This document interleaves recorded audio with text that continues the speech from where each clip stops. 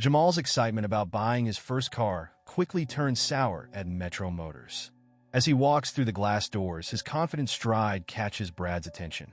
Brad, a middle-aged salesman known for his inappropriate behavior, immediately approaches Jamal with a condescending smile. "Let me guess, you're here for the used car section?" Brad says with a smirk, making the first of many thinly veiled racist comments. Jamal, dressed in business casual attire, calmly states he's interested in the new models. Brad's demeanor shifts as he leads Jamal to the showroom, where he deliberately shows him the most expensive vehicles. "This one's $85,000, Brad announces loudly, emphasizing the price while glancing at Jamal's clothes. "Maybe something more in your range?" The comment draws attention from other customers and salespeople. Jamal, maintaining his composure, reaches for his phone. He discreetly opens the camera app and begins recording, knowing this interaction might require documentation. Brad continues his passive-aggressive behavior, making comments about certain people and their credit scores. Throughout the exchange, Jamal responds professionally, asking detailed questions about the vehicles while capturing Brad's increasingly inappropriate remarks. The situation escalates when Brad suggests Jamal might be more comfortable at a different kind of dealership. The atmosphere in Metro Motors becomes increasingly tense as Brad realizes he's being recorded. His face reddens, and his demeanor shifts from subtle discrimination to outright hostility. "You can't record me without permission," Brad shouts, drawing attention from everyone in the showroom. Instead of backing down, he doubles down on his behavior, perhaps thinking he's already been caught and has nothing to lose. "People like you are always trying to cause trouble," he sputters, gesturing wildly. "I've been selling cars for 20 years, and I know exactly what kind of customer you are." Other salespeople watch uncomfortably but don't intervene. Jamal maintains his composure, simply stating that Georgia is a one-party consent state for recordings. After enduring several more minutes of Brad's tirade, Jamal calmly walks out of the dealership, his phone still recording. His hands are shaking, but he feels empowered by having documented everything. Once home, Jamal reviews the footage. The video clearly shows Brad's racist behavior and unprofessional conduct. After minimal editing to highlight the most egregious comments, Jamal posts the video on Twitter, Instagram, and TikTok with a simple caption: "My experience trying to buy a car at Metro Motors Atlanta today. #racism, #car dealership." Within hours, the video begins gaining traction, first locally, then nationally. Comments and shares multiply exponentially as people express their outrage. The #JusticeForJamal hashtag takes on a life of its own, spreading like wildfire across social media platforms. Local civil rights activists in Atlanta, including prominent figures like Reverend Marcus Johnson and community organizer Lisa Chin, share the video and call for immediate action. Within 24 hours, the video reaches over 500,000 views, with major influencers and celebrities amplifying Jamal's story. The local chapter of the NAACP issues a statement condemning Metro Motors and announces plans for a peaceful protest. Community members organize through social media, planning a demonstration for Saturday morning. Local news stations WXI-TV and WSB-TV pick up the story, sending reporters to cover both the viral video and the growing community response. Their coverage includes interviews with other customers who share similar experiences at Metro Motors, revealing a pattern of discrimination. The protest draws over 300 people, carrying signs reading "Stop Auto Racism" and "Cars Don't See Color." The demonstration remains peaceful but effective, causing potential customers to turn away from the dealership. Several other car dealerships in Atlanta publicly distanced themselves from Metro Motors, releasing statements about their own diversity policies. The story gets picked up by national news outlets, with CNN, headquartered in Atlanta, running a segment during prime time. Social media engagement continues to grow, with people sharing their own stories of discrimination at car dealerships across the country. Dr. Lisa Johnson, Jamal's mother and a respected history professor at Spelman College, shares a powerful post on Facebook that adds another dimension to the controversy. Her post reads, "Today, my son faced the same discrimination I faced 25 years ago trying to buy my first car. Nothing has changed," She details her own experience of being shown only the cheapest cars and having her credit questioned before even discussing prices. Her academic background allows her to contextualize the incident within the broader history of economic discrimination in America. The post gains significant traction in academic circles and among education professionals. Meanwhile, Brad attempts damage control through his social media accounts, posting a half-hearted apology claiming his comments were taken out of context and that he has many black friends. His response only fuels more outrage. The dealership's online ratings plummet as people flood review sites with one-star reviews. Local businesses begin canceling their fleet contracts with Metro Motors. The dealership's financial impact becomes evident as their normally busy showroom remains empty. Regular customers send emails expressing their disappointment, with several canceling pending sales. Corporate clients publicly announce they're seeking other dealerships for their business needs. Even Metro Motors' long-standing relationships with local businesses start to crumble as companies worry about association with the controversy. Sarah Martinez, the dealership's sales manager of 8 years, breaks her silence in a pivotal moment. After watching the mounting pressure and internal tension, she calls an impromptu staff meeting. In front of 20 employees, she shares her own story of discrimination at Metro Motors, revealing how she was passed over for promotion 3 times before finally becoming manager, despite having the highest sales numbers. Her voice trembles as she describes similar incidents she witnessed but felt powerless to address. "I can't stay silent anymore," she declares, removing her Metro Motors name badge. Her action sparks a chain reaction among the staff. For other employees, including 2 salespeople and an office manager, step forward with their own stories of witnessing discrimination or experiencing harassment. They organize a walkout during peak business hours, joining the protesters outside. The remaining staff becomes divided, with some supporting Brad while others distance themselves from him. The workplace atmosphere grows increasingly uncomfortable as employees take sides.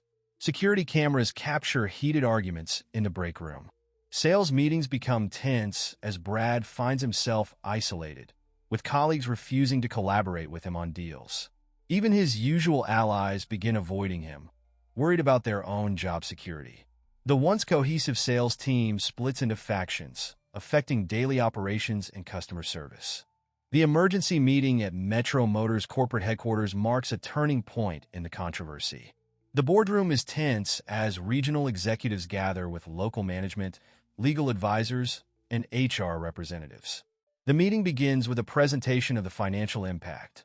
Sales down 60% since the incident, 3 major fleet contracts canceled, and an estimated loss of $2.5 million in potential revenue. The PR nightmare continues to escalate as competitors capitalize on Metro Motors' misfortune with targeted advertising campaigns promoting their inclusive sales environments. CEO Richard Blackwood, who flew in from the company's national headquarters, sits at the head of the table, reviewing the latest social media metrics. The hashtag boycott Metro Motors has reached over 2 million impressions. Local news vans remain parked outside the dealership, and national media outlets are requesting statements hourly. The company's stock has taken a 15% hit since the incident went viral. During the 4-hour meeting, heated debates break out about the best course of action. Some executives argue for a quick fix, firing Brad and issuing a public apology. Others, including Sarah Martinez, push for systemic change. "This isn't about one bad employee," she argues, presenting documentation of similar incidents from other branches. "This is about a culture that's enabled discrimination for years." The legal team presents a comprehensive analysis of potential lawsuits and liability issues. They've identified at least 7 other incidents in the past year alone that could lead to legal action. HR representatives share draft proposals for new hiring practices and mandatory training programs. The cost estimates for implementing these changes across all locations exceed $500,000, but the potential cost of inaction is deemed far greater. After intense discussion, the board approves a multi-phase action plan. 1. Immediate termination of Brad pending a final review. 2. Implementation of comprehensive diversity and inclusion training for all employees. 3. Creation of a new position, Director of Diversity and Community Relations. 4. Establishment of a third-party oversight committee to monitor sales practices. 5. Development of a new customer feedback system specifically tracking discrimination complaints. 6. Partnership with local civil rights organizations for ongoing consultation. The most surprising development comes when Sarah suggests inviting Jamal to participate in the restructuring process. Initially met with skepticism, the idea gains traction as executives recognize the potential for positive PR and genuine insight. The board authorizes a formal invitation for Jamal to join a newly formed advisory committee, offering compensation for his time and expertise. A press conference is scheduled for the following morning to announce these changes. The PR team works through the night crafting statements, while HR begins drafting new policies. The legal department prepares documentation for the third-party oversight committee, and IT starts developing the new feedback system. Meanwhile, smaller working groups form to handle specific aspects of the transformation. A training task force to evaluate potential diversity education providers. A community outreach team to rebuild relationships with local organizations. A policy review committee to examine and revise all existing sales procedures. A recruitment team to begin searching for the new director of diversity position. The meeting concludes with a clear message from CEO Blackwood. This isn't just about saving our reputation. This is about becoming the company we should have been all along. The community roundtable becomes a watershed moment in Atlanta's ongoing conversation about racial equity in business. Held at the Auburn Avenue Research Library, the event draws over 200 attendees, including business leaders, civil rights activists, and local politicians. Jamal, now composed and confident, takes center stage to share his story in detail. His presentation includes not just his personal experience, but data about discrimination in car sales nationwide. Statistics showing minority buyers paying higher interest rates and being shown different vehicle options than white customers with identical financial profiles. The audience listens intently as other speakers follow, including Sarah Martinez, who provides insider perspective on discriminatory practices in the industry. Academic experts present research on systemic racism in retail and sales, while legal experts outline consumer rights and anti-discrimination laws. Meanwhile, Brad's professional life continues to unravel. After his termination from Metro Motors, he finds himself essentially blacklisted in the automotive sales industry. His social media attempts to defend himself only make things worse. When he claims he was just joking, several former colleagues come forward with screenshots of his racist text messages and emails. A video surfaces of him making similar comments to another customer months earlier. Local news catches him outside his house, where his angry response to reporters goes viral, further damaging his reputation. He eventually shuts down all his social media accounts and moves out of Atlanta, unable to find work in the area. Metro Motors undergoes a complete operational overhaul under its new diversity initiatives. The physical space transforms first. Gone are the outdated posters of luxury cars with stereotypical imagery, replaced by diverse marketing materials showing people of all backgrounds. The sales floor layout changes to create a more welcoming, transparent environment with clear pricing displays and information about financing options in multiple languages. The dealership implements a new sales process where customers can view all pricing information online before visiting, eliminating opportunities for discriminatory pricing. They hire a diverse sales team, including several members from local minority communities. Training becomes mandatory for all employees, covering unconscious bias, cultural sensitivity, and fair lending practices. A new customer service kiosk allows immediate feedback, with responses monitored by the Diversity Committee. The Finance Department adopts a standardized process for loan applications, with rates clearly displayed and explained. Sales metrics now include customer satisfaction scores from minority buyers, directly affecting commissions. The Service Department adds bilingual staff and creates illustrated guides to make maintenance explanations clearer for all customers. Community outreach programs begin, including free car maintenance workshops in underserved neighborhoods and partnerships with local driving schools. The dealership's transformation becomes a case study in corporate responsibility, with other businesses in Atlanta seeking their advice on implementing similar changes. The final confrontation between Brad and Jamal takes place at a community forum on business ethics, where Brad attempts to rehabilitate his image. The event, hosted by the Atlanta Chamber of Commerce, quickly becomes tense when Brad takes the podium, claiming he's been misunderstood and unfairly vilified. However, Jamal is prepared. He stands up and plays a new recording from his phone, one he hadn't released before.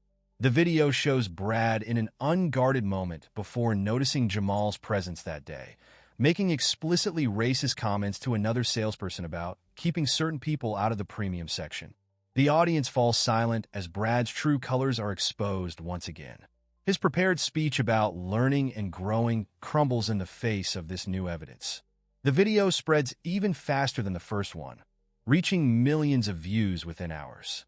Brad's new employer, a car dealership in South Carolina, terminates him immediately after seeing the footage. Meanwhile, Metro Motors makes a bold move. They offer Jamal a position as their new director of community relations and diversity training, recognizing that his experience and handling of the situation demonstrate valuable leadership qualities.